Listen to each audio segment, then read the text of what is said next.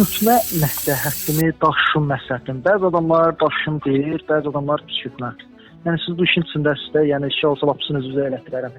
Dost bilmək istəyirəm, yəni fərqi nəyindədir onun? Yəni keyfiyyətə görə hansı məsləhətdir? O gözəl insan ümumiyyətlə bir problemə yanaşma və yaxud da ki, bir müştərinin sualına yanaşma müştərinin ehtiyacından irəli gəlməlidir. Yəni yanaşma düz olmazsa seçim də düz olmayacaq. Sən verdiyin, tutaq ki, mənə sual versən ki, daş yünü yaxşıdır yoxsa köpük? Əgər mən nəfsimdən qərar versəm, deyəcəm köpük.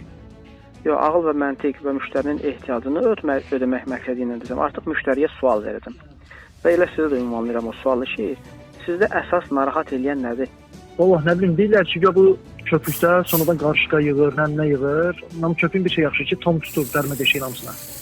Daş yundakı bildiyimiz daş yunda, yəni keyfiyyətinə görə. Sizdə ora mansardır, yoxsa adi damdır?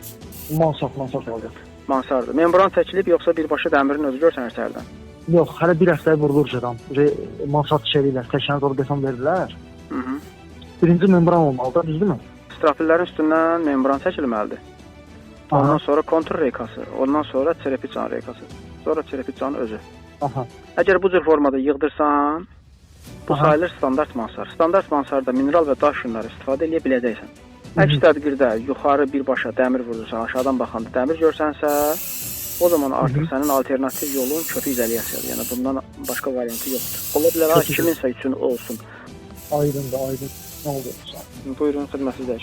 İzolyasiya məhsullarının təyinatı üzrə satış, xidmət və sifariş yeri Abşeron Ticarət Mərkəzi 1-ci sıra, 2-ci korpus, 15-ci mağaza. 114 İzolyasiya qrupu.